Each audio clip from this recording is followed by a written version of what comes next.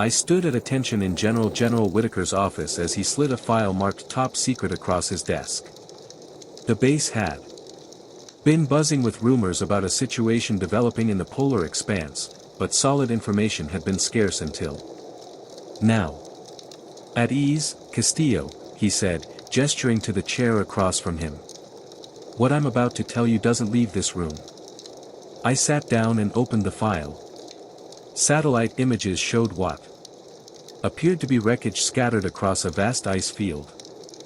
The transport had gone down approximately 200 m north of our position. Military transport went off radar 18 hours ago, General Whitaker explained. Last communication indicated mechanical failure, but they were carrying sensitive cargo that needs immediate recovery. What kind of cargo, sir? I asked, flipping through the photos. That's need to know, and right now all you need to know is that it cannot fall into the wrong hands. He leaned forward. Our intelligence indicates block forces special forces are already mobilizing. This is a race against time, Castillo. I nodded, understanding the implications. How soon can we move out? Immediately. You'll take a squad of 5. Small enough to move quickly, large enough to secure the site and recover the sealed unit. He pulled up a weather map on his computer screen. There's a major tempest system moving through the area. Most would consider it a hindrance, but I think you'll see it differently. I studied the weather patterns. The tempest would make travel treacherous, but it would also provide excellent cover. The Russians will be slowed by the same conditions, I said, already forming a plan. We can use the tempest to our advantage. Exactly why I picked you for this, General Whitaker said with a tight smile. You have complete operational discretion. Assemble your squad and move out within the hour. I left the office and immediately pulled out my phone, tapping my wedding ring against its case as I thought through my squad selection. This operation required people I could trust implicitly. I'd missed my weekly call with my wife and kids yesterday due to training exercises, and now it would be several more days at least. Such was the life we'd chosen. The base's command center was bustling with activity when I arrived. I approached the communications officer. I need to assemble a squad immediately. Get me Hughes, Dalton, Lynn, Garza, and Navarro. Have them meet me at Gear in 15 minutes. While waiting, I reviewed the operation parameters more thoroughly. The transport had been carrying military supplies. That much was in the manifest. But there was something else. Something classified that the general had been unwilling to specify. Whatever it was important enough to send us into a white squall to retrieve it before the Russians could. Tom Hughes arrived first, his tall frame ducking slightly through the doorway. Despite the serious nature of the call, his face held its usual eager expression. What's up, Sarge? Heard we're headed somewhere cold, he said, adjusting his uniform. Polar expanse, I replied, not looking up from the file. Pack for extreme conditions. Jake Dalton came in next, his thick mustache twitching slightly as he nodded a greeting. He was always calm. Methodical. The kind of man you wanted when things got complicated. Operation parameters? He asked simply. Recovery operation. I'll brief everyone once we're all here. Sarah Lynn arrived, with Mike Garza and Alex Navarro close behind. Lynn's sharp eyes immediately went to the classified folder on the table while Garza's muscular frame seemed to fill the small room. Navarro moved quietly as always, taking a position near the wall where he could see everyone. All right, squad, I began. Once they were settled. We have a down transport in the polar expanse with sensitive cargo. Block forces are also looking For it, which means we're on the clock. I laid out the satellite images and coordinates. The aircraft went down here. About 200 m north. Weather conditions are deteriorating rapidly with a major tempest system moving through the area. That's going to make extraction challenging, Lin noted, studying the weather patterns. It's also going to give us cover, I countered. We'll use a military snowcat to reach the site. The vehicle's built for these conditions and has enough supplies to keep us operational for 72 hours if necessary. What exactly are we recovering? Garza asked, the gold cross around his neck catching the light as he leaned forward. Classified? I replied. All we know is it's critical it doesn't fall into Block Force's hands. And if we encounter Block Force's forces, Navarro asked quietly. Is Green Eyes alert? We avoid engagement if possible. This is a recovery operation, not a firefight, but we're authorized to defend ourselves and the sealed unit if necessary. I stood up. Let's gear up. Full polar expanse weather gear, standard weapons loadout. Plus cold weather modifications. Check everything twice. We leave in 30 minutes. The gear bay was a flurry of activity. As we prepared, I inspected each piece of my own gear methodically. Base layers designed to wick moisture, mid layers for insulation, and the outer shell to block wind and snow. Each squad member had a sidearm, plus M4 carbines. Modified for extreme cold with special lubricants that wouldn't freeze up. Hughes was unusually quiet as he checked his weapon, a sign he understood the gravity of the operation. You good?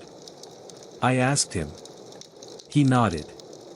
Just thinking about what kind of cargo is worth risking our necks in a white squall.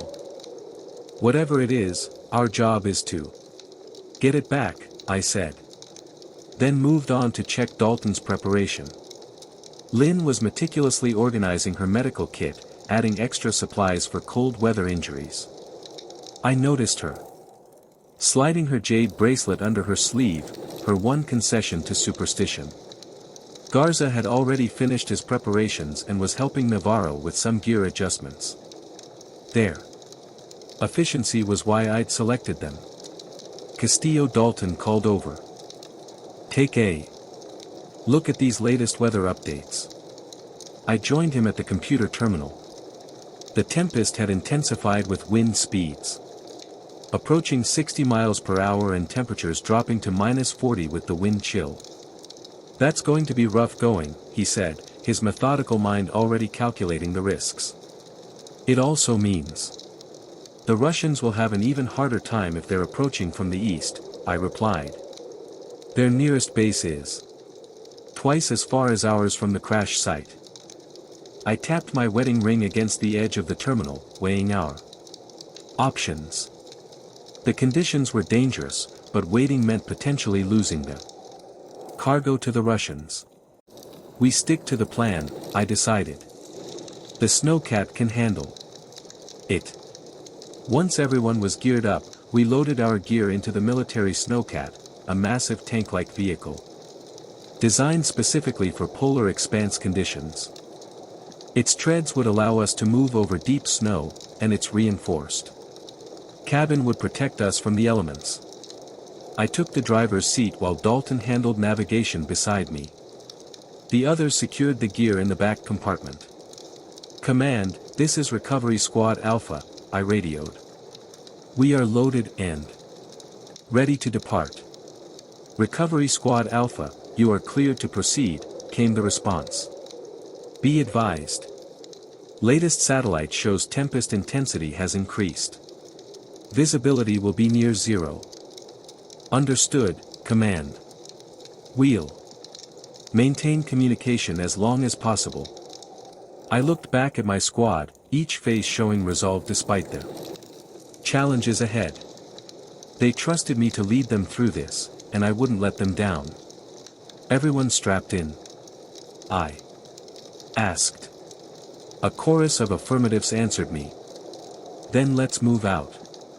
I engaged the engine, feeling the powerful machine rumble to life beneath us. The base's main gate opened, revealing a wall of swirling white beyond. The tempest had already reached us. A preview of what waited ahead.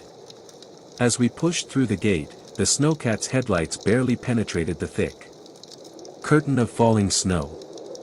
The wind buffeted the vehicle immediately. A howling monster trying to push us off course. GPS is tracking, Dalton confirmed.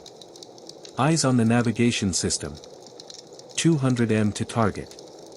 Estimated travel time in these conditions is approximately 6 hours, assuming the weather doesn't worsen. I gripped the controls tightly, pushing the snowcat forward into the blinding snow. Visibility dropped to mere feet in front of us. The world beyond our windshield nothing but white chaos. The treads crunched through deepening drifts as we left the relative safety of the base behind. The tempest engulfed us completely now, transforming the polar expanse landscape into a featureless void. I kept my eyes fixed on what little I could see ahead, relying on the GPS to guide us toward our objective. Each mile forward was a battle against nature itself. The snowcat groaning as it pushed through increasingly deep snow. "We're going to earn our pay on this one," I muttered, more to myself than anyone else.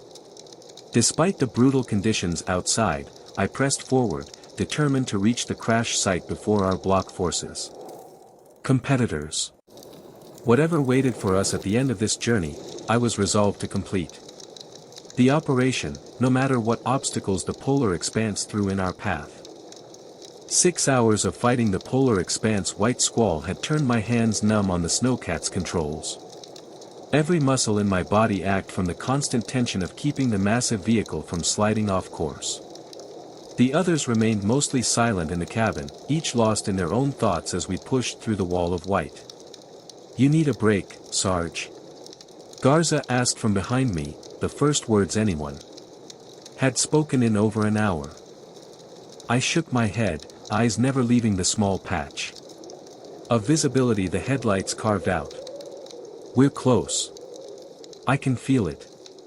Dalton kept his eyes glued to the GPS unit. Coordinates show we should be approaching the crash site within the next mile or so, if the satellite data is accurate. The tempest had begun to ease slightly, the whiteout conditions gradually giving way to better visibility. That's when I caught the first glimpse. Something gloomy against the endless white.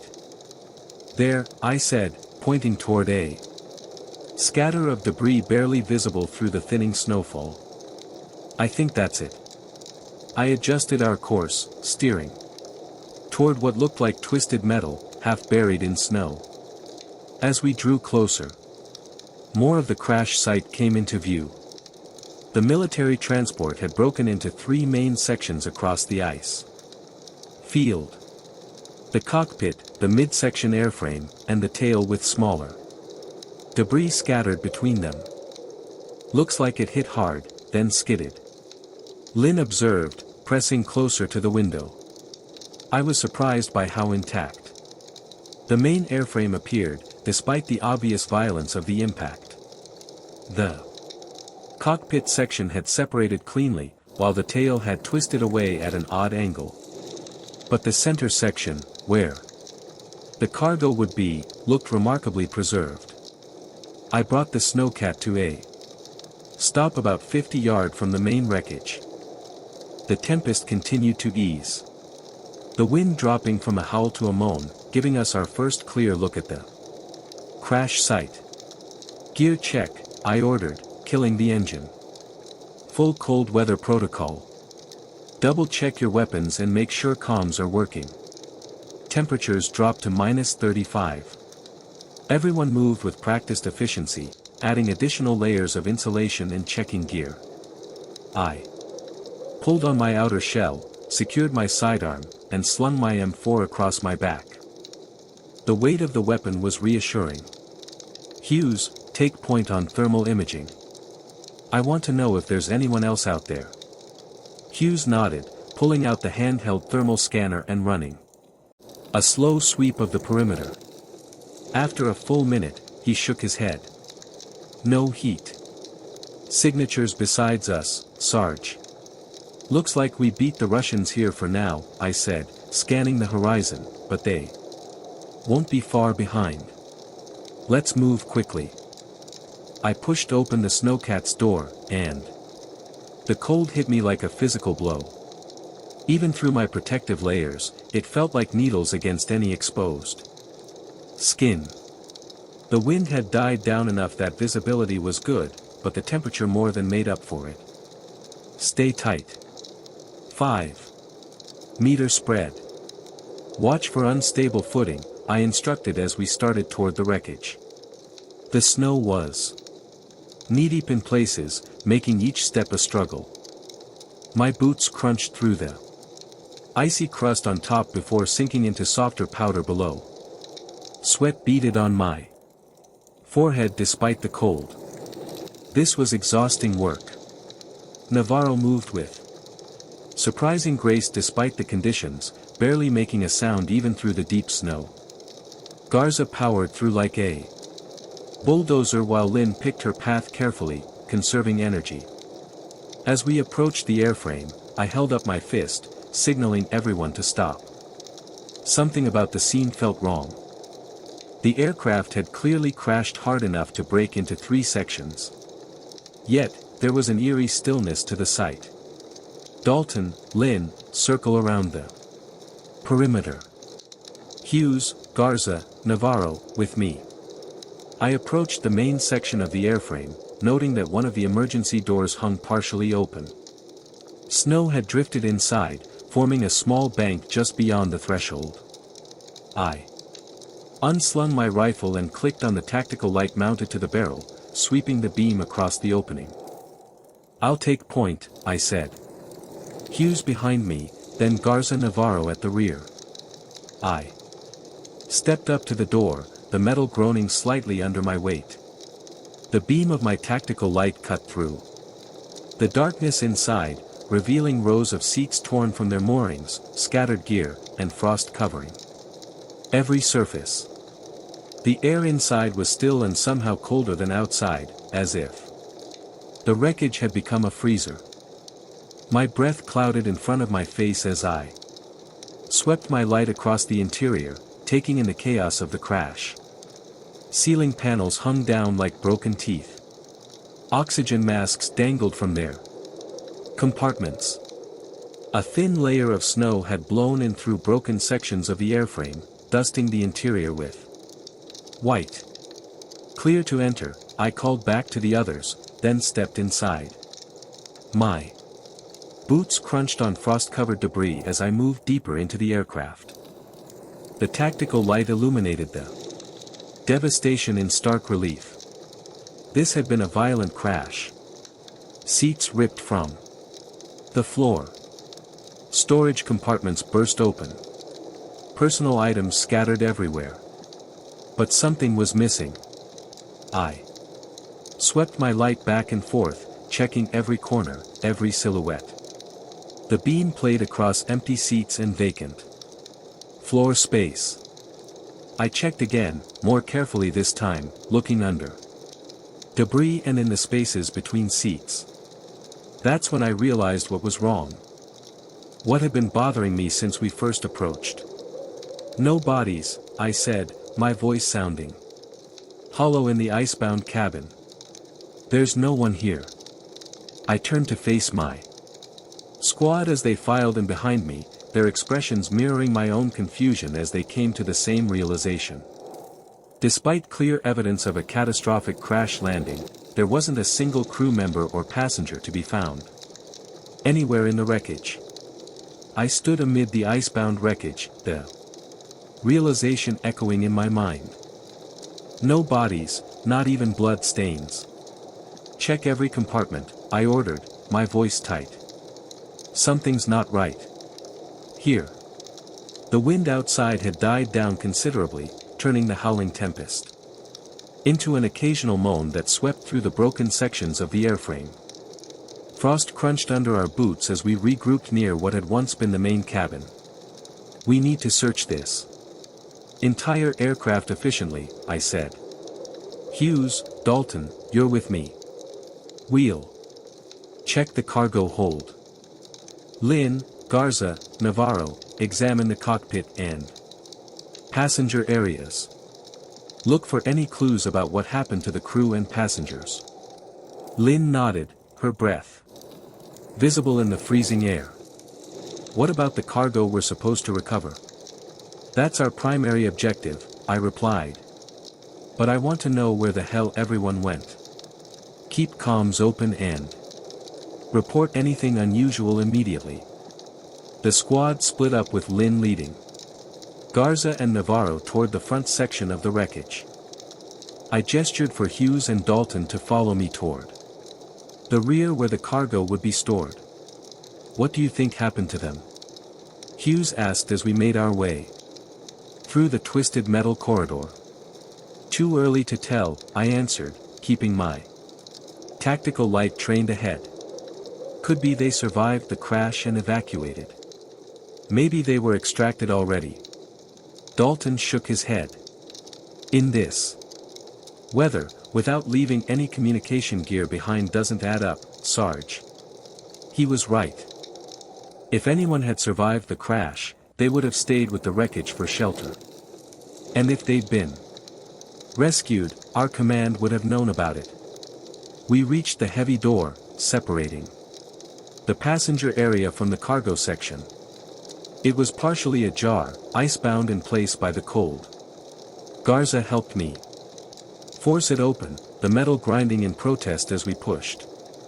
The cargo hold stretched before us, illuminated by our tactical lights. Crates and containers lay scattered across the floor. Many torn free from their restraints during the crash. Some had burst open, spilling their contents. Military gear, electronic gear, and various supplies were strewn throughout the space. I swept my light across the walls until it caught a plastic board near the entrance. Walking over, I found what I was looking for. The cargo manifest. Still clipped in place despite the violence of the crash. Let me see what we're dealing with, I said, pulling the papers free and examining them under my light. The manifest listed standard military supplies, communications gear, replacement parts for Polar Expanse base operations, medical supplies, and rations. But at the bottom of the page, marked with a red stamp, was an entry that stood out.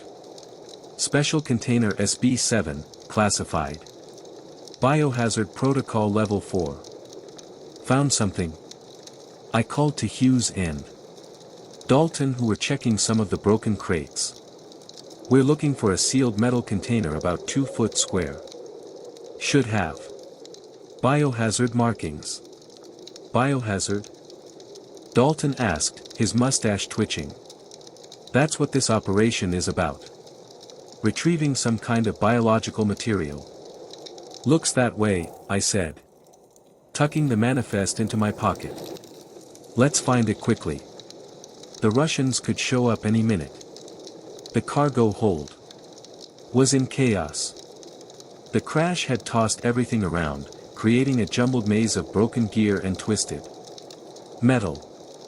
We spread out, each taking a section of the hold, working methodically through the debris. Nothing in this section, Hughes called after a few minutes of searching. Dalton grunted in agreement from his area. Same here. Lots of communications gear, but no special container. I moved deeper into the hold where the larger crates had been secured. Several had broken free and collided with each other, creating a wall of damaged containers. My light caught a glint of metal between 2 of the largest crates. Squeezing between them, I spotted it. A metal box approximately 2 foot square, wedged tightly in the narrow space. The container was made of stainless steel with reinforced corners and a sophisticated locking mechanism. Biohazard symbols adorned each side along with warnings in both English and block forces. Found it, I called out, trying to work the container free. As I pulled it from its wedged position, I noticed something concerning. The seal around the lid was broken, and the locking mechanism appeared damaged from the impact. I set the container down carefully on a nearby crate and examined it more closely. Whatever was inside, it was important. Enough to send us racing against block forces, special forces in polar expanse conditions. And now the container was compromised. Hughes, get me the secure line, I said. I need to contact the others. Hughes handed me the radio and I keyed the channel. Lynn, Garza, Navarro, we've located the sealed unit. Gather at the cargo hold immediately. While waiting for the others, I examined the container more carefully without opening it. The damage was worse than I had initially thought. The seal was completely broken in one corner, and the electronic lock had been crushed by the impact. What's inside? Dalton asked, standing close but not touching the container. Don't know yet, I replied. But given the biohazard markings, we need to be careful. Lynn, Garza, and Navarro arrived a few minutes later. Lynn's eyes immediately fixed on the container. Find anything in the cockpit? I asked. No bodies, Garza replied. Flight controls were damaged. But not catastrophically. No sign of what happened to the pilots. Passenger section was the same, Navarro added. Personal items left behind, but no people. It's like they vanished. I turned my attention back to the container. The operation was to recover this item, but the compromised seal complicated matters. Protocol for handling biohazard materials was strict. If containment was breached, we needed to know what we were dealing with. I'm going to open it, I decided. Everyone, keep your distance except Dalton. I want you to document what we find. Dalton nodded and readied his gear as the others stepped back. I carefully examined the locking mechanism, finding that while damaged, it could still be operated manually. Taking a deep breath, I released the remaining locks and slowly opened the lid. Inside was something none of us expected. A peculiar black substance filled roughly half the container. In the beam of my tactical light, it looked almost like oil, but thicker with an unusual consistency. Despite the freezing temperature that had turned everything else in the aircraft to ice, this material appeared fluid. As I leaned closer to examine it, I noticed something disturbing. The black substance seemed to shift slightly, almost imperceptibly, as if responding to the light or my presence. It moved in a way that seemed impossible given the extreme cold. A subtle rippling that sent a chill down my spine unrelated to the temperature. What is that? Hughes asked from where he stood, his voice barely above a whisper. I don't know, I answered. Honestly, fighting the urge to step away from the container. But I think we found what we came for. The squad gathered around the container, their breath visible in the freezing air of the cargo hold.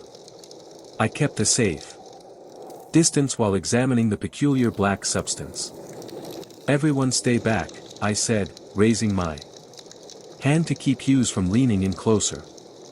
This container has level 4 biohazard markings for a reason. What exactly are we looking at? Sarge Lynn asked, her voice tight with concern. I studied the material more carefully, noticing how it seemed to pulse slightly in response to our movements. Some kind of biological agent.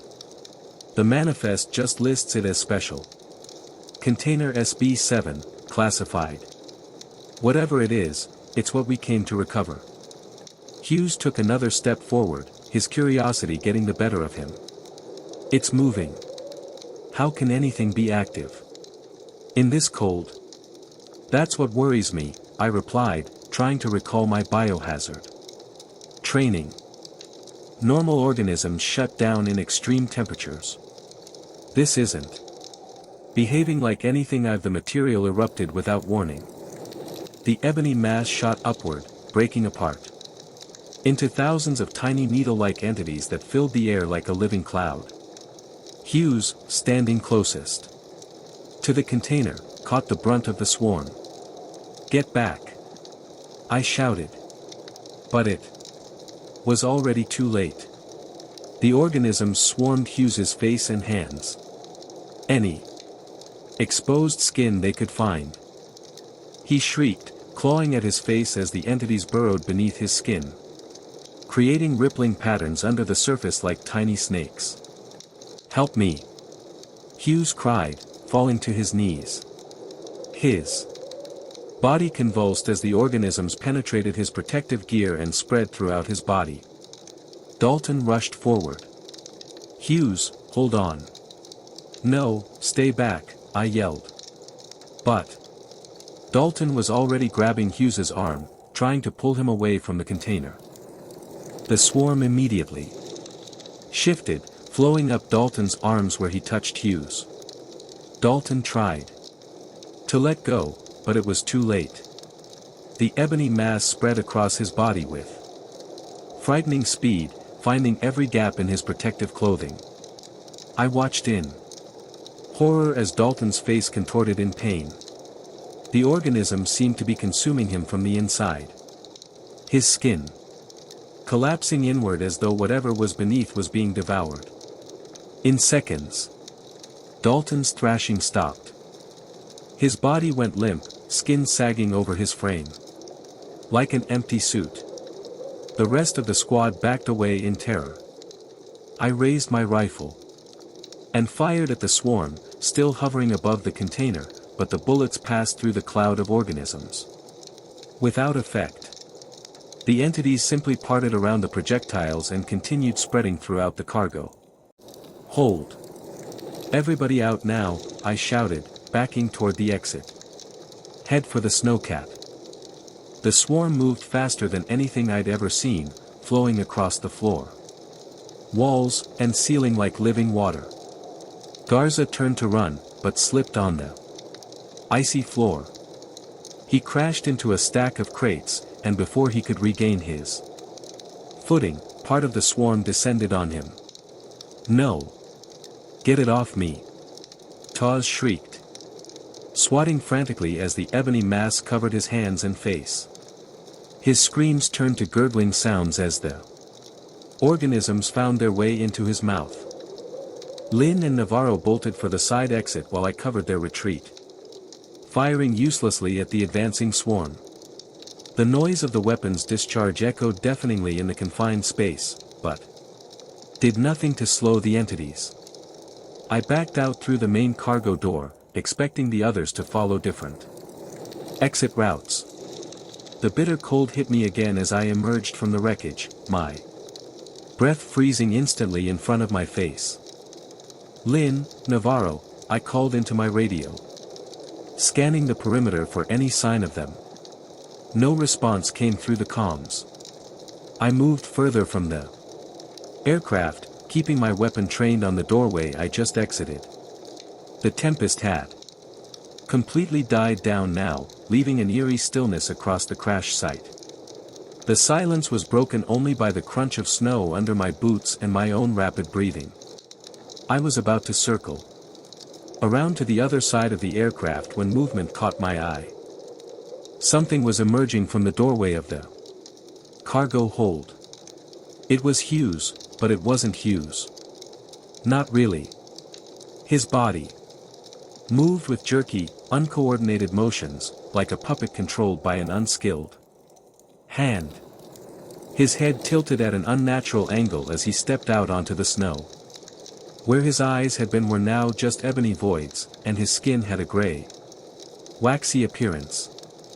I raised my rifle, unable to process what I was seeing. Hughes's body took another step forward, then another, gradually gaining coordination with each movement. Whatever had been in that container, whatever had attacked us was now controlling Hughes's corpse, and it was learning how to use it. I stood paralyzed in the snow, my rifle trained on what used to be Hughes. The thing that wore his face stared back at me with empty ebony voids where his eyes should have been. His movements were jerky at first, his head tilting at an unnatural angle, limbs moving independently as if being manipulated by separate unseen forces. With each step forward, Hughes's body seemed to gain more control, more fluidity, like whatever had invaded him was learning how to operate human machinery. This wasn't Hughes anymore. My teammate was gone. A sound from the side of the aircraft caught my attention. Lynn and Navarro burst from an emergency exit, both moving at full sprint. Lynn's face was contorted in terror while Navarro kept looking back over his shoulder. The instant they appeared, the thing that had been Hughes snapped its head toward them with inhuman speed and changed direction, lurching after them across the snow. "Get to the snowcat," I shouted, my voice carrying across the stillness of the crash site. Now. I raised my rifle and fired a controlled burst at Hughes's advancing form. The bullets tore through his Arctic gear and body, but he didn't slow down or react to the impacts. No blood spilled from the wounds, just small puffs of ebony particles that quickly reformed. It was as if I'd fired through smoke. Lynn and Navarro changed course, angling toward me, and the snowcat parked 50 yards behind my position. Hughes's corpse moved with increasing coordination, its pace quickening as it pursued them across the snow. The thing was learning, adapting. With each passing second, I continued firing, aiming for the head and center mass, but nothing slowed the creature down. Every bullet passed through without effect, and I realized with mounting horror that conventional weapons were useless against whatever had taken control of Hughes's body. "It's not working," I shouted, backing up toward the snowwat while maintaining fire. "Just run." Navarro stumbled in the deep snow, nearly falling. As he regained his balance, he turned toward the approaching figure. "Hughes," Navarro called out, desperation in his voice. "Tom, it's us." The creature showed no sign of recognition, no pause in its relentless advance. There was nothing of Hughes left in those ebony eyes. "He's gone." "Navarro," I yelled. "That's not him anymore." I reached the snowcat first, yanking the door open and jumping into the driver's seat. The engine roared to life with a turn of the key, the cabin lights illuminating the darkness that had begun to settle over the crash site. Through the windshield, I could see Lynn and Navarro running toward me, their forms silhouetted against the white landscape with Hughes's reanimated body closing the gap behind them. Grabbing my rifle again, I leaned out the open door and provided covering fire, trying to buy Lynn and Navarro precious seconds. The bullets continued to pass harmlessly through Hughes's form, but the barrage at least seemed to disrupt his movement pattern momentarily. "Come on!" I shouted as they drew closer. Lynn reached the snowcat first, her breath coming in ragged gasps as she clambered into the passenger side. Navarro was only steps behind her, diving into the rear compartment through the side door. "Go, go, go!" Lynn shrieked, slamming her door shut. I was about to put the vehicle in gear when movement from the aircraft caught my eye. Two more figures were emerging from the wreckage. One from the cargo hold and another from a side exit. Even in the fading light, I recognized Garza's broad shoulders and Dalton's distinctive mustache.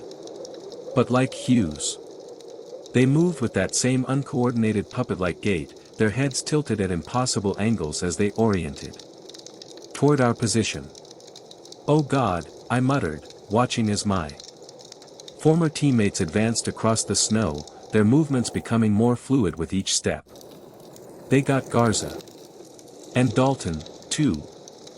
All three of the reanimated bodies were now moving toward the snowcat, picking up speed as they crossed the snow with unnatural coordination. Whatever was controlling them was getting better at using human bodies. "They're coming!" Navarro yelled from the back, his voice cracking. "All of them." I shifted the snowcat into drive and pressed the accelerator. The massive treads bit into the snow as the vehicle lurched forward. Looking in the side mirror, I saw the three figures converging on our position, moving faster than should have been possible in the deep snow, faster than any human could move. "What happened in there?" I asked, keeping my eyes on the terrain ahead while checking the mirrors to track our pursuers. "What happened to Garza?" Lynn's hands shook as she gripped the dashboard. The swarm. It got to him before we could reach the exit. It covered him in seconds. Those things went into his mouth, his eyes everywhere." Her voice broke. "He was screaming and then he just stopped." I pushed the accelerator harder, feeling the snowcat respond as we gained speed. In the mirrors, I could still see the three figures following us, their outlines growing smaller but not disappearing. "They're still coming," Navarro said, watching through the rear window, following our tracks. I kept the snowwat moving at top speed, the treads throwing up plumes of snow behind us. The extraction point was 50 miles away. A journey that would take hours even in good conditions. And now we had three reanimated corpses controlled by an unknown organism pursuing us. "Can we call for early extraction?" Lynn asked, her voice steadier now, but still tense. "Tell them what happened." I shook my head. Tempest knocked out long-range comms. "We need to get closer to the extraction point before we can reach anyone." Navarro hadn't taken his eyes off the rear window. "I don't think they're giving up. It's like they're hunting us." I gripped the steering controls tighter and pushed the snowcat to its limits, focusing on the blank white expanse ahead. Whatever those things were, whatever had taken my teammates, I needed to get Lynn and Navarro away from them. I wouldn't lose anyone else to that swarm. As we crested a small ridge, the snowcat bucked violently, throwing us against our restraints. I fought to maintain control, steering through a particularly rough section of terrain. That's when I felt it. A peculiar tingling sensation in my left hand.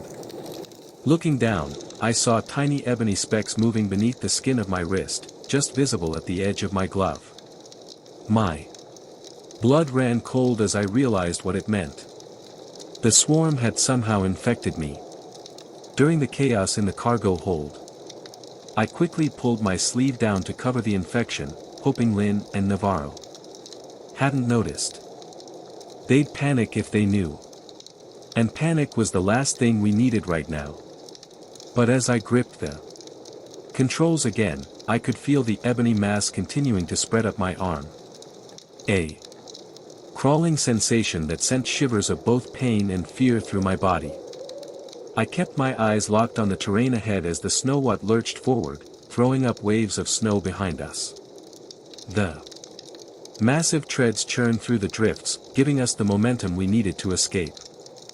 My infected hand gripped the steering controls tightly, and I tried to ignore the crawling sensation spreading up my wrist. From the rear view mirror, I caught a final glimpse of what used to be Hughes, now standing motionless in our tracks. His head tilted at that impossible angle, ebony voids where his eyes should have been. He was joined by the reanimated forms of Dalton and Garza, their bodies moving with increasing coordination as they oriented themselves toward our vehicle. "They're following us," Navarro said, his voice tight as he stared out the rear window. "All three of them. They're moving wrong." Like they shouldn't be able to run that fast. Lynn sat beside me, her breath coming in ragged gasps. Her usual composure had completely shattered. It took him, she said, her voice breaking. Garza was right next to me. We were almost at the exit when he slipped. The ebony stuff moved like it was alive, flowing over the floor, up his legs. He tried to wipe it off, but it went right through his gloves. She pressed her fist against her mouth. It went into his mouth when he shrieked. His eyes turned ebony in seconds. I pushed the accelerator harder, feeling the engine strain against the deep snow. We needed distance between us and those things. The only good news was the tempest had completely cleared, giving us perfect visibility across the white expanse. What was that thing? Navarro asked, still watching our pursuers through the rear window. It can't be biological. Nothing biological operates in these temperatures. I don't know, I replied honestly. But whatever it is, the Russians want it badly enough to send troops after it. Lynn snapped her head toward me. The Russians, if they're heading to the crash site, they'll find the same thing we did. I hadn't thought about that. If Bloc forces encountered that organism, they'd face the same fate as our squad members. Part of me thought I should warn them. But there was no way to communicate with them, even if I wanted to. The snowcat crested a ridge, and I had to wrestle with the controls to keep us stable. As we descended the other side, the vehicle bounced violently, throwing us against our restraints. Are you okay? Lynn asked, noticing my grimace as I fought the controls.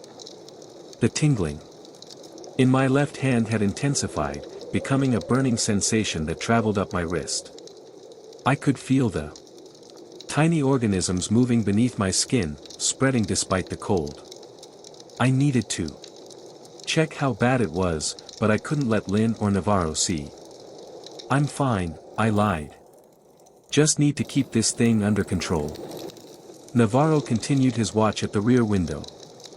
I think we're putting some distance between us. They're smaller now, but they're still coming. I pushed the snowcat even harder, ignoring the warning lights that began flashing on the dashboard. We needed every bit of speed we could get. As we hit a particularly rough patch of terrain, the snow lurched violently to one side. I lost my grip on the controls momentarily, giving me a chance to glance down at my left hand. What I saw sent a chill through me far colder than the Arctic air outside. The ebony specks had spread halfway up my forearm, creating web-like patterns beneath my skin. The infection was advancing faster than I'd feared. I quickly pulled my sleeve down, making sure Lynn hadn't noticed. Martine, you're bleeding, Navarro said from behind me. I looked up sharply, but he was pointing at my forehead, not my arm. I touched my hairline and my fingers came away with a small smear of blood. I must have hit my head during the rough patch. It's nothing, I said, wiping it away with my right hand. We continued in tense silence for several minutes. The only sounds the roar of the engine and the crunch of snow beneath the treads. My infected arm throbbed with increasing pain like thousands of needles moving under my skin. I tried flexing my fingers and felt a delay, as if something else was partially controlling my movements.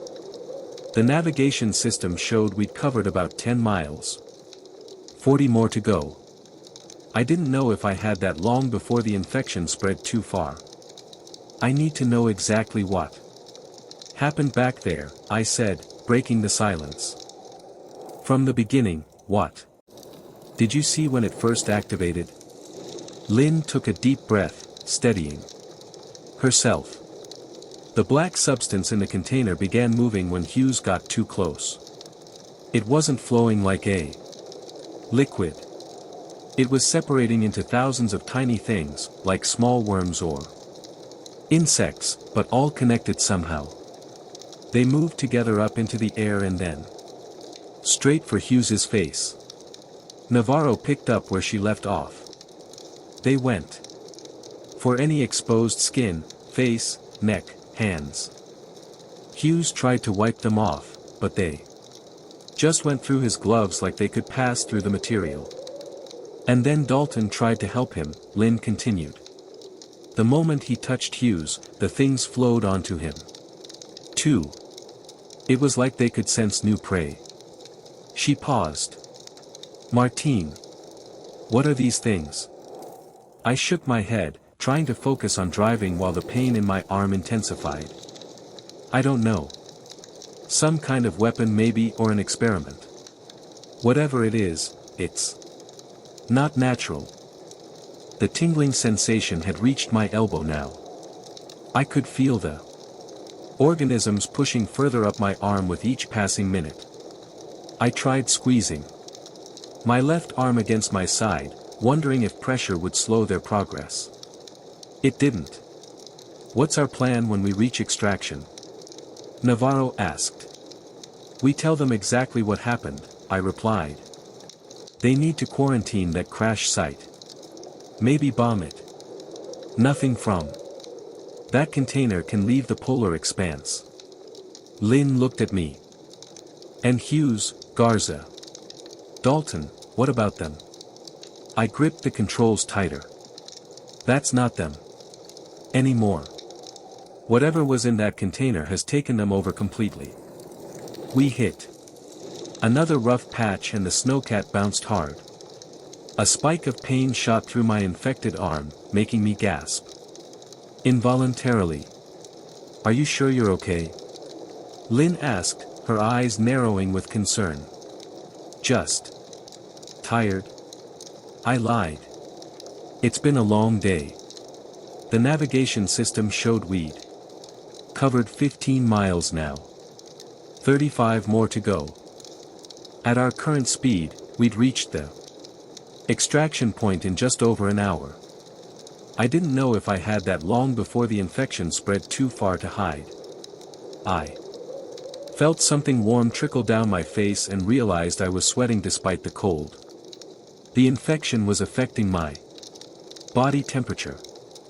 I wiped my forehead with my right sleeve, hoping Lynn and Navarro wouldn't notice. They're still following, Navarro reported from the rear. They haven't given up. The burning sensation in my arm was becoming unbearable. The ebony web-like pattern had likely spread past my elbow by now, reaching toward my shoulder. Soon, it would be in my chest, my lungs, my heart. I thought about what happened to Hughes and the others. How quickly they'd been taken over, their bodies transformed into vessels for whatever this organism was. I was running out of time, but I needed to get Lynn and Navarro to safety first. They were my responsibility. I couldn't let them know what was happening to me. They'd panic, maybe try to help, and then they'd be infected. 2. As I pushed the snowcat forward through the endless white landscape, I felt the organisms continue their relentless spread up my arm. With each mile we covered, the infection claimed more of me.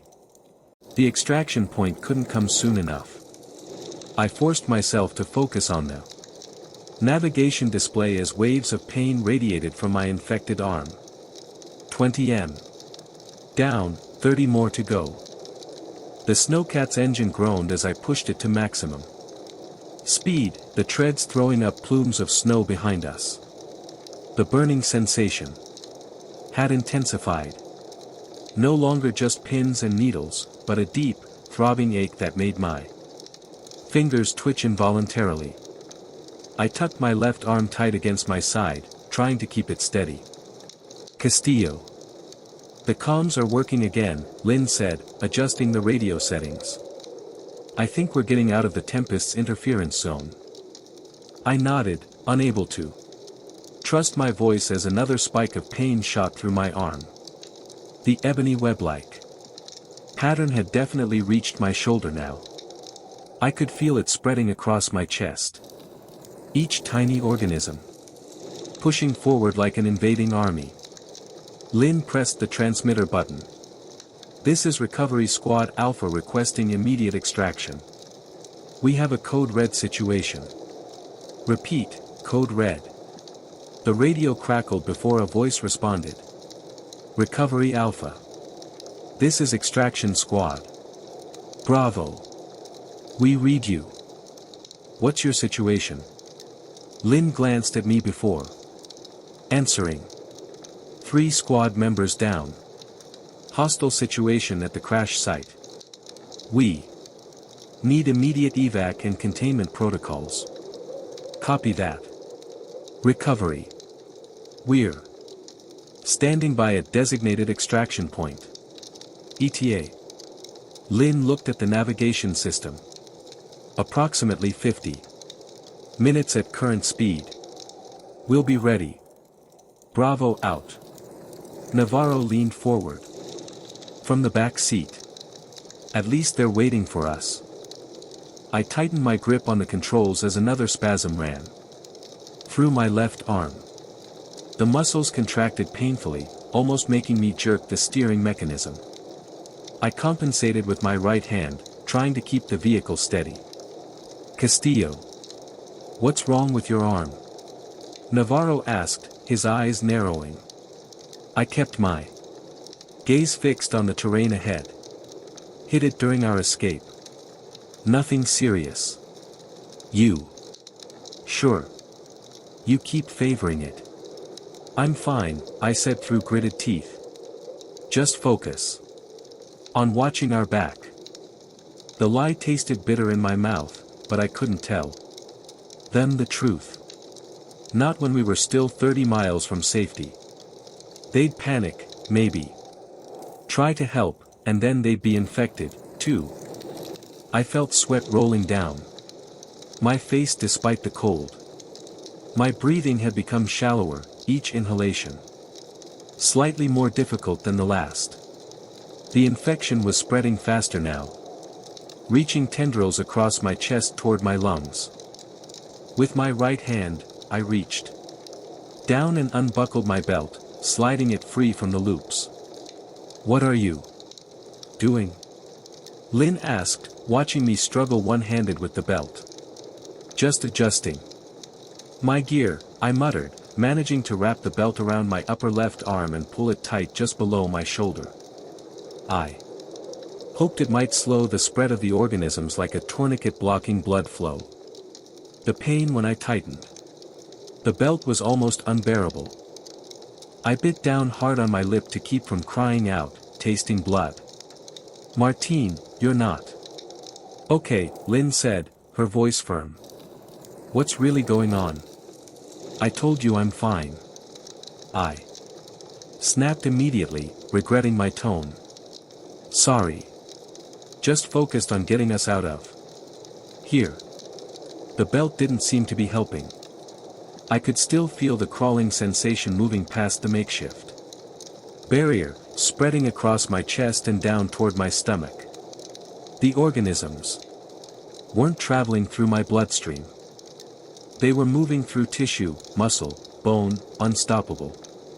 We hit a rough patch of terrain and the snowcat bounced violently. I couldn't suppress a gasp as the impact sent fresh waves of agony through my infected side. Let me drive, Navarro offered. You're clearly hurt. No, I said firmly. I've got it. Lin's eyes hadn't left my face. Your skin is pale and you're sweating. Even though it's freezing in here. Something's wrong. I ignored her, checking the navigation display again. 25 miles to go, maybe 40 minutes at our current speed. I didn't know if I had that long before the infection reached my brain. The snowcat crested another ridge, and I had to wrestle with the controls as we descended the steep slope on the other side.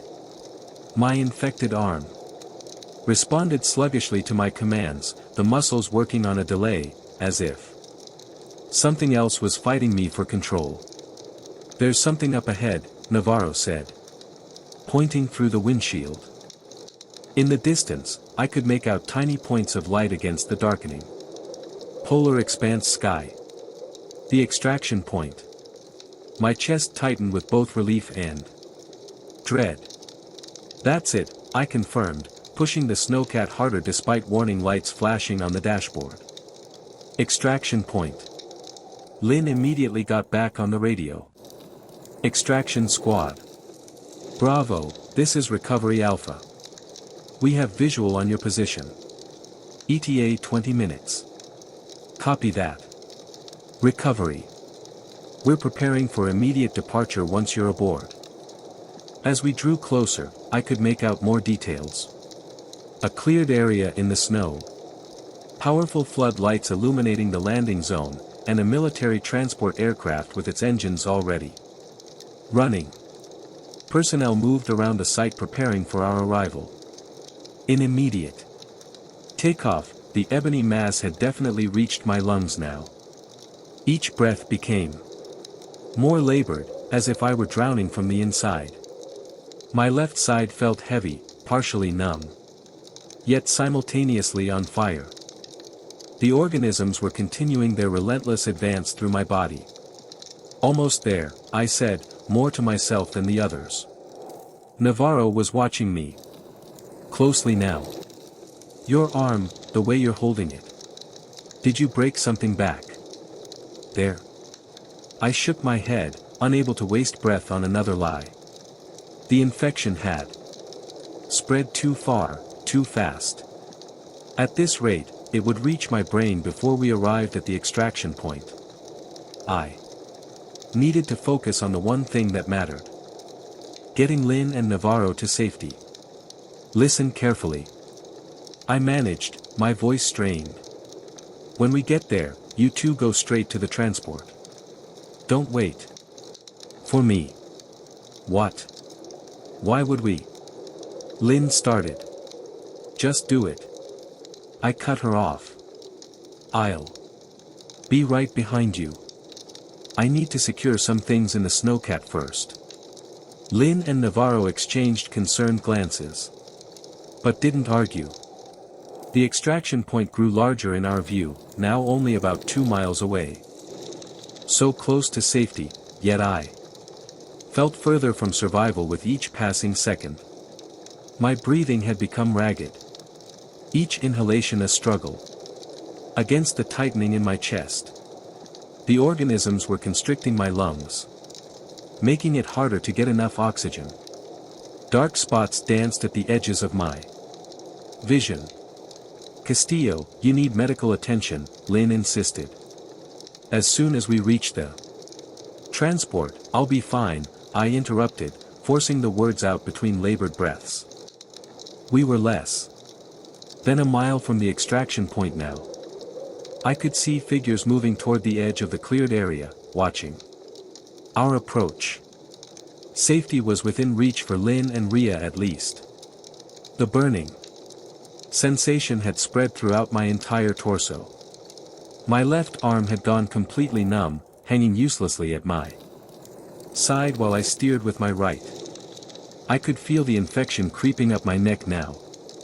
Small tendrils of fire working their way toward my brain.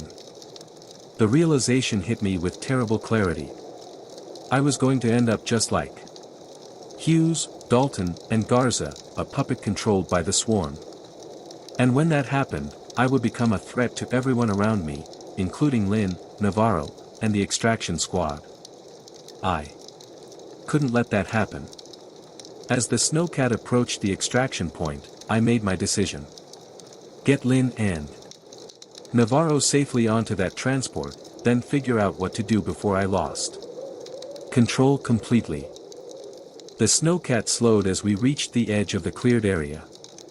Military personnel approached, weapons at the ready, their visages tense.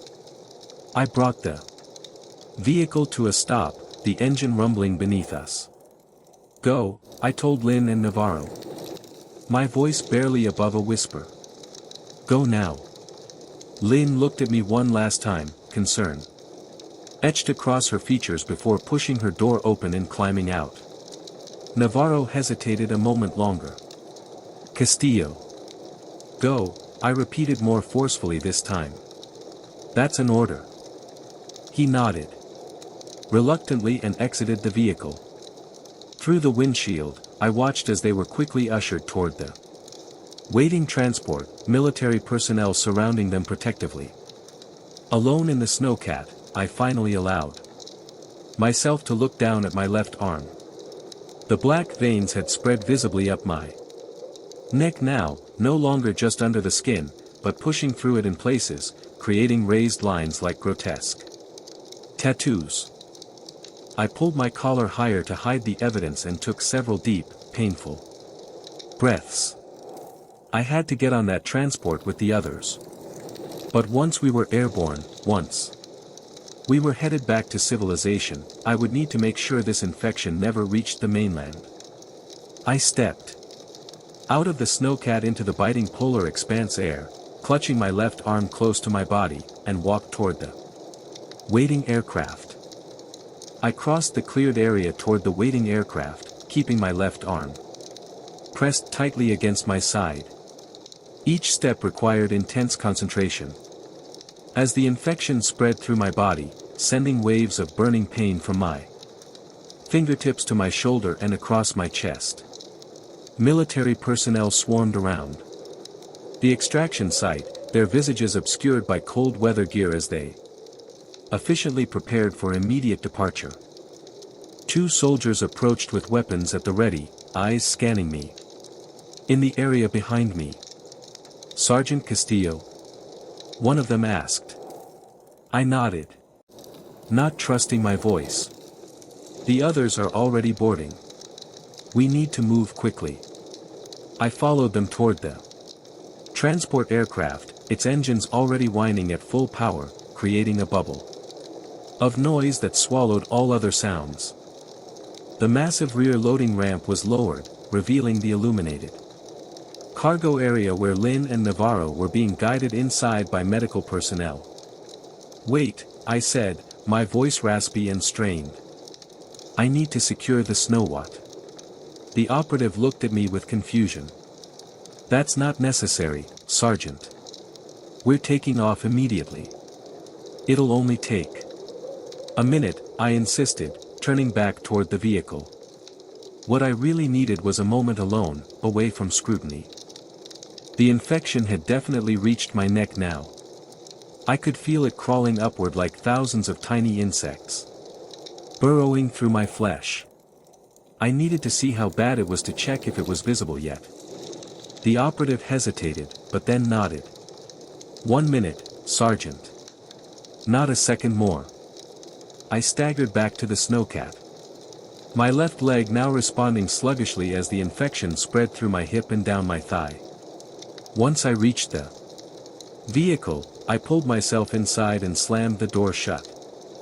With trembling fingers, I flipped down the sun visor to access the small mirror on its underside. What I saw made my stomach lurch. Black veins spread up my neck, like gloomy roots, branching and pulsing beneath my skin. They weren't just under the surface anymore. In places they pushed outward, creating raised ridges that twisted and moved independently. I pulled my collar higher and zipped my polar expanse jacket all the way up, hoping it would hide the visible signs. The pain intensified as I sat there, stealing my breath. The organisms were moving faster now, as if energized by proximity to more potential hosts. I could feel them infiltrating my organs, wrapping around my lungs and heart, making each breath and heartbeat an exercise in agony. A sharp rap on the window startled me. Sergeant, we need to go now. The operative was back, gesturing urgently toward the aircraft.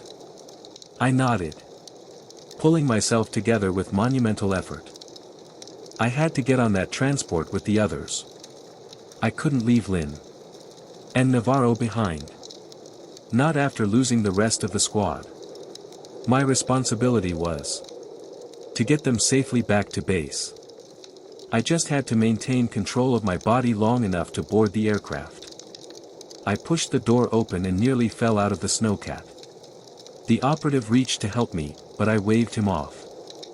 "I'm fine," I said, straightening up with effort. "Just tired." He gave me a skeptical look, but didn't press the issue. "This way, Sergeant." We hurried across the snow toward the waiting aircraft. The cold wind bit at my exposed face, but I barely felt it through the internal fire, consuming me. Dark spots danced in my vision, and I blinked rapidly to clear them. As we reached the loading ramp, I spotted Lynn and Navarro already seated inside, speaking with someone who appeared to be the flight commander. Medical personnel were checking them over, wrapping thermal blankets around their shoulders. I climbed the ramp slowly, each step requiring intense concentration. The crew member at the top gave me an impatient look. "Hurry up. We're taking off." Just as I reached him, a spasm ran through my left side, nearly bringing me to my knees. I clutched at the wall for support, feeling the black veins pulse and writhe beneath my collar. "You okay, Sergeant?" he asked, reaching toward me. "Fine." I managed quickly, turning away. "Just slipped." Before he could say anything else, I pushed past him into the aircraft's interior. The cargo hold had been configured for transport with rows of seats along both walls. Lynn and Navarro sat near the front with the flight crew already deep in conversation. I moved to the back as far from the others as possible and dropped into a seat.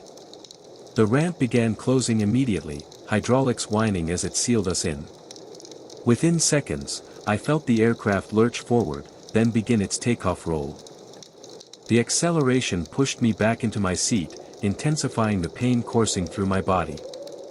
I gripped the edge of the bench with my right hand, knuckles white with effort. My left arm lay useless in my lap, completely numb now, except for occasional bursts of agony when the organism shifted position. The aircraft lifted off, banking steeply as it turned south toward the mainland, toward home, toward millions of unsuspecting people. The thought made my stomach turn. I couldn't let this thing reach civilization. But what could I do? The infection had spread too far, infiltrating too much of my body. I could feel it creeping into my brain now, sending tendrils of ebony fire through my skull. Lynn and Navarro remained at the front of the aircraft, gesturing animatedly as they explained the situation to the flight crew. None of them looked in my direction. Good. I didn't want them to see me like this. I tried to think through my options, but concentration was becoming difficult. My thoughts came in fragments, interrupted by waves of pain, and increasingly frequent moments where my body moved without my conscious control. My left hand twitched in my lap, fingers curling and uncurling in patterns I wasn't directing. The aircraft leveled out at cruising altitude, the drone of the engines settling into a steady rhythm. We were heading south at several hundred miles an hour, each minute taking us closer to populated areas. The clock was ticking. I pulled off my glove with my teeth and examined my left hand. The skin had turned gray and waxy with black veins pulsing visibly beneath the surface. As I watched, my index finger bent backward at an impossible angle, then straightened again. I wasn't doing that. The swarm was testing its control. A wave of nausea hit me as I realized what was happening. The organisms weren't just infecting me. They were replacing me cell by cell, nerve by nerve. Soon they would have complete control of my body, just as they had with Hughes, Dalton, and Garza. And then what? I'd become a puppet, a vessel for the swarm to spread to others. First everyone on this aircraft. Then when we landed countless more, I looked toward the front of the aircraft again. Lynn was showing something on a tablet to the flight commander while Navarro pointed to specific areas on the screen. Still distracted, still unaware of what was happening to me. My vision blurred suddenly, going ebony around the edges. When it cleared, I found myself standing rather than sitting. I had no memory of getting up. The swarm was taking control and I was losing myself piece by piece. With tremendous effort, I forced myself back into the seat. My limbs felt impossibly heavy, as if I were moving through thick mud. The organisms were fighting me for control now, no longer content to simply spread through my body. I needed to warn the others. But what would happen if I did? They'd try to help me, to save me. They'd come close, touch me, and become infected themselves. I couldn't risk that. My eyes darted around the aircraft interior, searching for options. My gaze fixed on the emergency exit door. At the rear of the cargo bay, just a few feet from where I sat. The implications hit me with terrible clarity. There was only one way to contain this infection. To make sure it never reached the mainland. My wife's face flashed in my mind. Clara with her bright smile and quiet strength. And my children, Isabel, just turned 9, obsessed with soccer and science projects. Javier, 6 years old, who collected rocks and wanted to be an operative like his dad. They were waiting for me at home, expecting me to return as I always had from previous deployments. They would never understand what happened out here in the endless white. They would never know why I didn't come home this time. Another spasm rocked through me, stronger than before. My back arched involuntarily, muscles contracting beyond my control. When it passed, I found myself on the floor, having fallen from my seat without realizing it. I pulled myself up using only my right arm. The left now completely beyond my command. The infection had definitely reached my brain. I could feel areas of my consciousness going gloomy, being replaced by something alien and hungry. Time was running out. I had to act now. While I still had some control left. I looked toward Lynn and Navarro one last time. They were good soldiers. They would make it back and report what happened. They would make sure no one else came looking for that black substance. They would be safe. Using every ounce of remaining willpower, I forced my legs to move. Dragging myself toward the emergency exit. My movements were jerky and uncoordinated, but I managed to reach the door without attracting attention from the front of the aircraft. The emergency release mechanism was simple. A red handle designed to be pulled in crisis situations. My right hand closed. Around it, fingers trembling with effort. The swarm must have sensed my intentions. Pain exploded through my skull as the organisms fought for complete control, accelerating their takeover. My vision flashed between normal and solid ebony. My left arm rose of its own accord, trying to pull my right hand away from the emergency handle. I fought against it, using my shoulder to pin my left arm against the wall. With a surge of desperate strength, I tightened my grip on the emergency handle. The aircraft hit a pocket of turbulence, rocking violently. From the front, I heard voices rise in concern, but I couldn't make out the words anymore. My hearing was fading, replaced by a strange humming that seemed to come from inside my own head. The swarm was winning. I could feel myself slipping away, my consciousness being subsumed into something larger and utterly inhuman. Soon, there would be nothing left of Samuel Castillo, just a shell controlled by the organism. A perfect vessel to transport it to the mainland where it could spread unchecked. I couldn't let that happen. With my last coherent thought, I tightened my grip on the emergency release handle. I gripped the emergency release handle, fighting against my own rebellious left arm. The swarm knew what I planned. Black veins pulsed beneath my skin, pushing outward as the organisms accelerated their takeover of my nervous system. The pain in my skull intensified. Like someone drilling through bone. Another wave of turbulence rocked the aircraft. Up front, Lynn gestured animatedly at something on a tablet while Navarro nodded alongside her. They were safe. They would make it home. That was what mattered. Clara would be waiting at our small house near the base, probably making enchiladas, our traditional reunion meal. Whenever I returned from deployment, Isabel would have new soccer medals to show me. Javier would have collected more rocks for the display shelf in his bedroom. They expected me to walk through that door like I always did.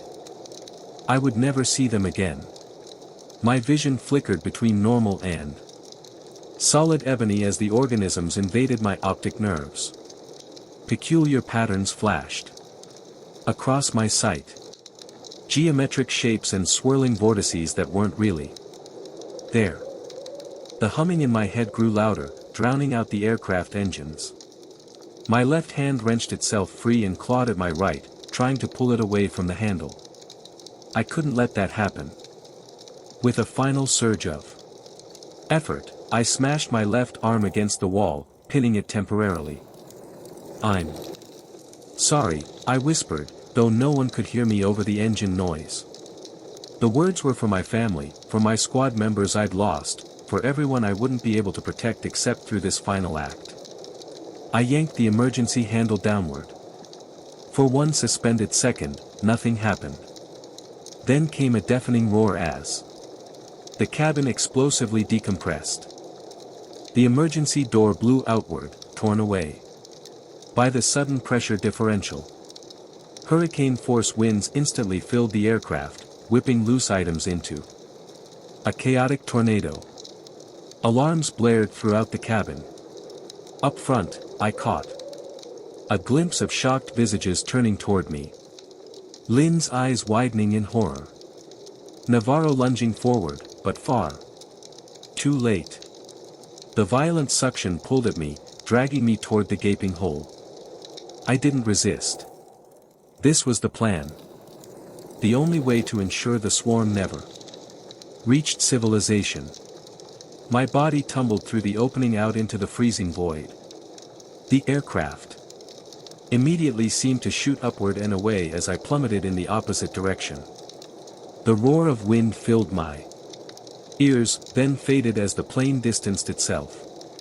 The cold hit me like a physical blow, instantly numbing my exposed skin. Far below the white expanse of polar expanse, ice waited, appearing motionless, though I knew I was falling toward it at terminal velocity. Strangely, there was no fear. The swarm still fought for control, but its movement seemed sluggish now, confused by the sudden temperature change and lack of oxygen at this altitude. Black tendrils retreated from the extremities of my consciousness, pulling back toward my core. I spread my arms and legs, instinctively adopting a skydiver's position, though I had no parachute. The wind tore at my clothing, the cold penetrating every layer. The swarm writhed in protest, its control weakening in the extreme conditions. The sky above was a perfect blue, fading to deeper indigo at the edges. The plane was already a tiny speck, banking away in the distance. They would report what happened. They would make sure no one else came looking for that black substance. The operation would be labeled a catastrophic failure. The crash site quarantined or destroyed. Everyone would be safe. Images flashed through my mind as I fell. Clara laughing at the kitchen table. Flour on her cheek as she rolled tortillas. Isabel scoring her first soccer goal. Her face splitting into a gap-toothed grin as she ran to me. Javier asleep on my chest.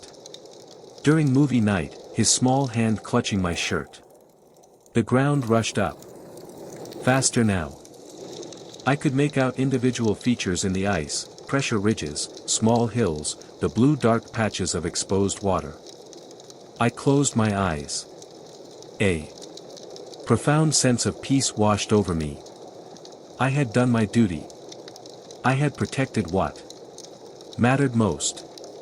The organism would die with me on impact, icebound in the polar expanse. Wasteland where it belonged.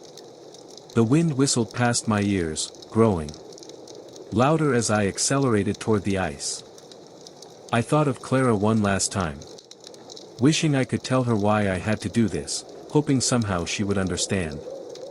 The swarm made one final desperate attempt to seize control, sending tendrils of agony through my skull. Too late. It would end here for both of us. I whispered a prayer into the wind as the ground rushed up to meet me. I didn't die. That was my first coherent thought.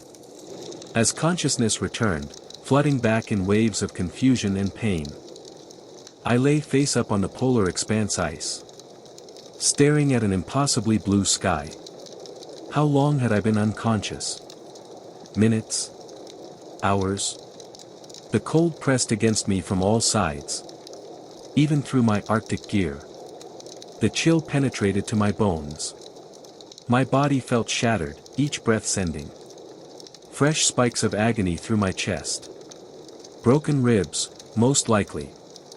The snow around me had partially collapsed where I'd landed, creating a shallow depression that had absorbed some of the impact. I tried to move and found my right leg wouldn't respond. My back shrieked in protest when I attempted to sit up, but most notably, the burning, crawling sensation of the swarm had diminished to a dull throb in my left arm. With enormous effort, I managed to prop myself up on my right elbow. My left arm lay beside me, gray and waxy. Black veins visible through torn sections of my jacket. But the writhing movement beneath the skin had slowed considerably. The organisms weren't flowing up my neck anymore. Understanding dawned slowly. Through the fog of pain. The cold, the extreme cold was affecting them. The ebony mass that had been rapidly taking over my nervous system now seemed sluggish, retreating from my extremities. Back toward my left arm where the infection had started. I took stock of my situation. I'd survived a fall from an aircraft that should have killed me instantly. The deep snow and my bulky polar expanse gear had somehow cushioned the impact enough to leave me alive, if badly injured. My infected left arm lay useless at my side. My right leg wouldn't move properly and each breath felt like knives in my lungs. But I was alive, and if the cold slowed the swarm, I had a chance to stay that way. The thought sent a surge of desperate hope through me. Maybe I could survive this after all. Maybe I could see Clara and the kids again. I needed shelter and medical attention. But first, I had to figure out where I was. Gritting my teeth against the pain, I fumbled with my right hand until I found the GPS unit attached to my belt. The screen was cracked, but still functioning. According to the readout, I'd landed about 70 miles south of the crash site. Nowhere near any known settlements or bases. I fought down a wave of despair. 70 miles of polar expanse wasteland in all directions. No one knew I was alive. No one would be looking for me here. The sun hung low on the horizon, signaling the brief polar expanse day was already waning. If night fell before I found shelter, I wouldn't survive. Infection or no infection, I had to move. Using my good arm and leg, I dragged myself upright. The world spun sickeningly, and I nearly collapsed again. My ribs protested each movement, and my back felt like it was on fire. But the alternative was freezing to death on this ice field. I began to crawl, pulling myself forward. With my right arm while my good leg pushed against the snow. My left arm hung uselessly at my side, and I dragged my injured right leg behind me. Each movement covered barely a foot of ground. And cost me in pain and precious energy. The GPS indicated a small structure. About 3 miles southeast of my position. I had no idea what it might be. Perhaps an old research station or emergency shelter. It was my only hope. The sun continued its descent as I inched across the icebound landscape. the temperature dropped further, and I felt the swarm retreat more, pulling back toward my left shoulder and chest. The relief of not feeling it crawl up my neck was balanced against the growing numbness in my extremities. Frostbite would kill me just as surely as the infection if I didn't find shelter soon.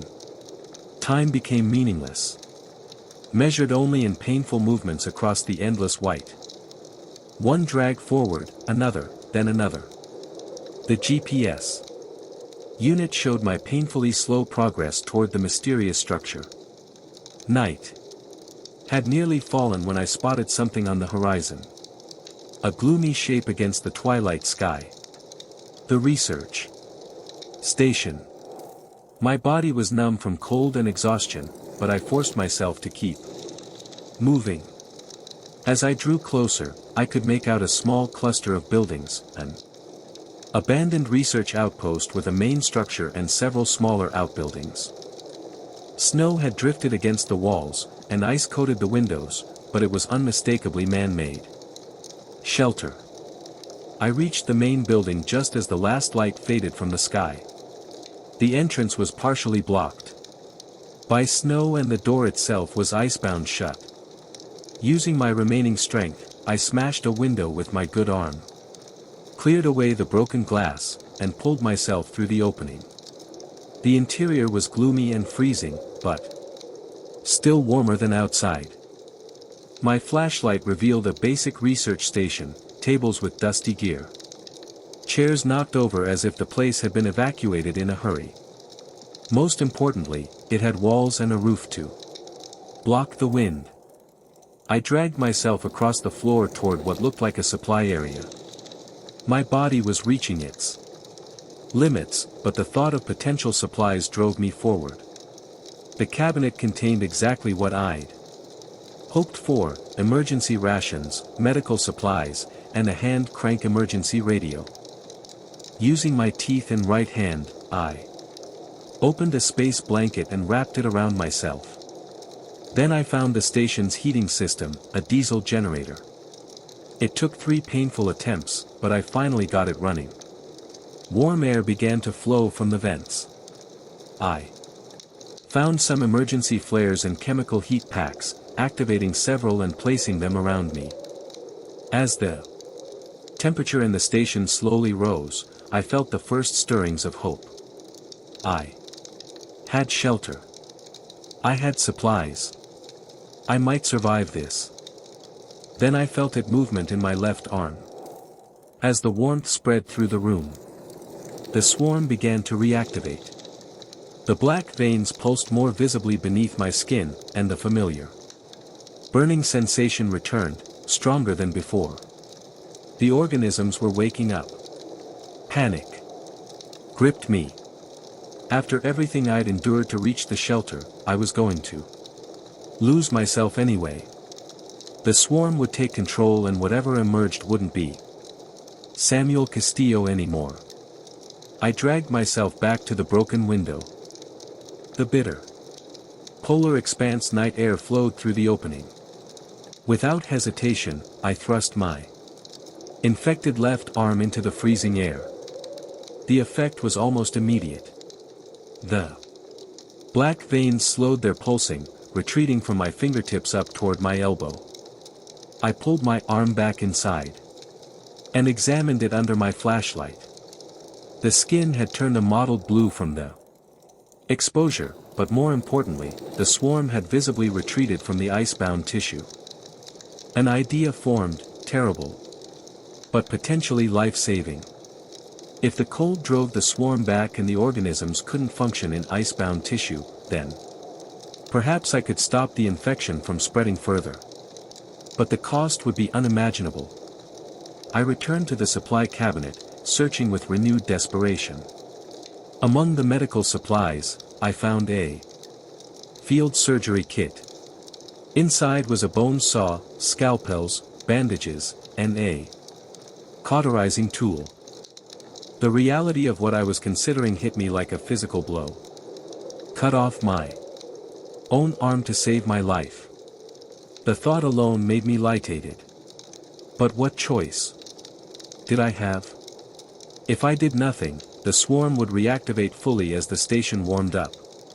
It would consume me from within, take control of my body, and use me to spread further when I was eventually found. I couldn't let that happen. I had to try. Working quickly. Before I lost my nerve, I prepared the area. I found a metal table and cleared it, laying out the medical supplies. Within reach of my right hand, I fashioned a tourniquet from a belt and positioned it just below my shoulder, above where I could see the black veins pulsing. I found a bottle of vodka in someone's abandoned personal belongings, both disinfectant and anesthetic in one.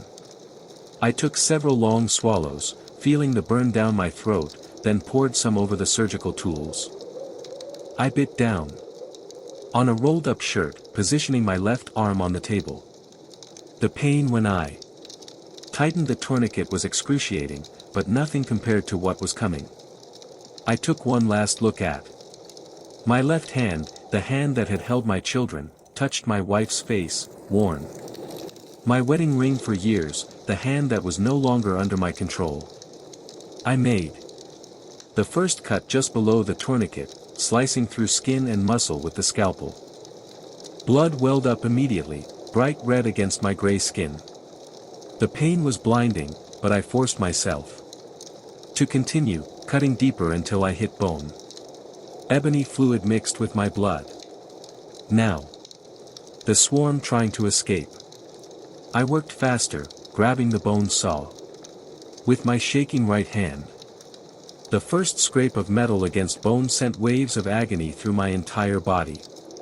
I shrieked into the shirt between my teeth, tears streaming down my face.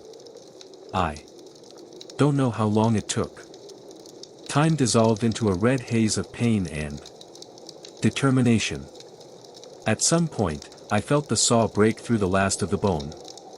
A few more cuts through remaining tissue, and my left arm separated completely from my body. Ebony fluid oozed from the severed limb, the organisms attempting to flow back toward me. Using the last of my strength, I grabbed the arm with my remaining hand and threw it through the broken window into the snow outside. Blood pulsed from my stump despite the tourniquet. I fumbled for the cauterizing tool, nearly dropping it twice before managing to turn it on. The smell of burning flesh filled the small room as I pressed the hot metal against the wound, sealing blood vessels and tissue. The pain sent me spiraling toward unconsciousness, but I fought to stay awake, knowing if I passed out now, I might never wake up. When the bleeding finally stopped, I bandaged the stump as best I could with one hand. I injected myself with antibiotics from the medical kit and swallowed pain medication, washing it down with more vodka. Then I dragged myself to the radio. The emergency channel crackled with static as I cranked the handle with my remaining hand. When the power indicator lit up, I pressed the transmit button. Mayday, Mayday.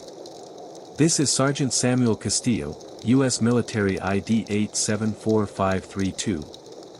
I require immediate medical evacuation.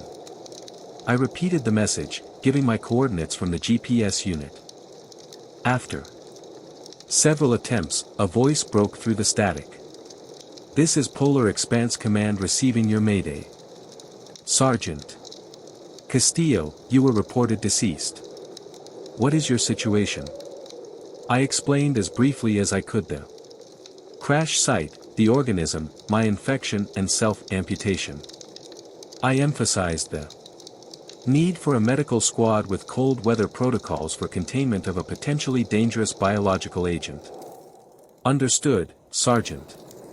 Rescue squad is being dispatched.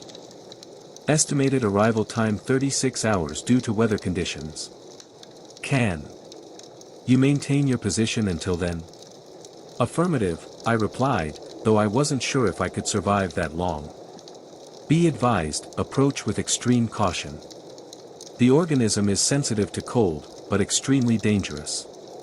After signing off, I crawled back to the emergency supplies I ate some rations, drank water, and took more pain medication.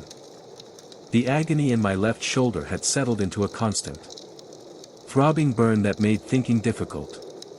But the crawling sensation was gone. The swarm, as far as I could tell, had been removed with my arm. The next day and a half passed in a blur of pain, sleep, and brief periods of consciousness where I forced myself to eat and drink. I kept the station cold enough to prevent any remaining organisms from activating, but warm enough that I wouldn't freeze to death.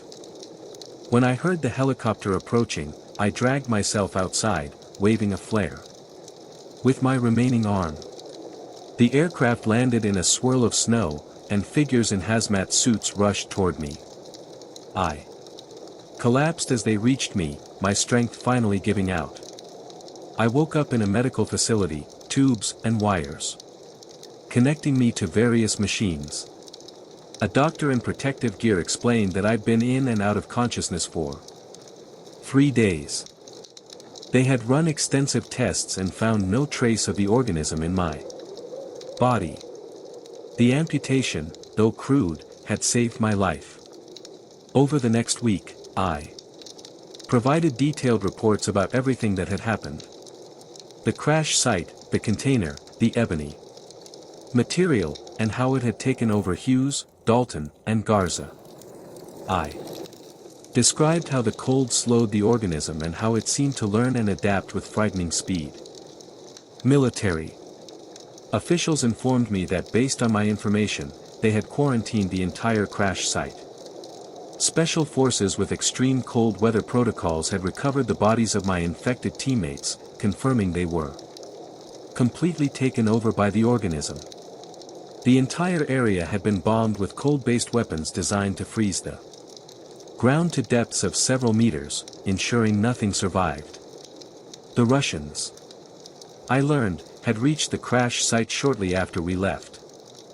Based on intercepted communications, their squad had also been infected. Their government denied everything, but satellite imagery showed them bombing their own people in the field, presumably after realizing what had happened.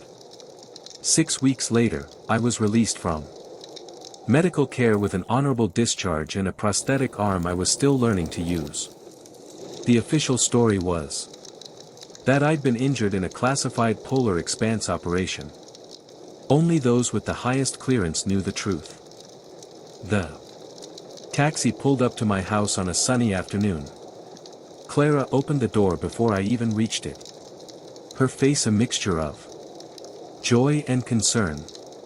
Isabel and Javier raced past her, launching themselves at me. I caught them with my right arm, holding them close. "Daddy, what happened to your arm?" Javier asked, touching the prosthetic with curious fingers. "I got hurt while I was away," I said simply. "But I'm okay now." "Does it hurt?" Isabel asked, her eyes wide. "Not anymore," I told her. And it was mostly true.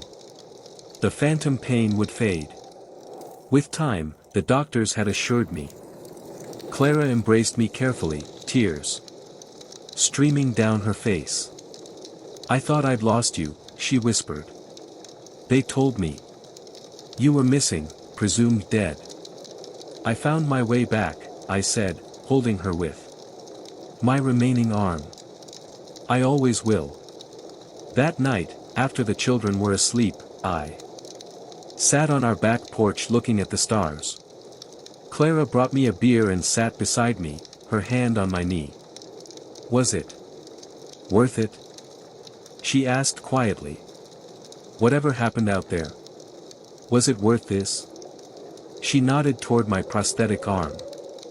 I thought about the organism trapped in the icebound polar expanse ground.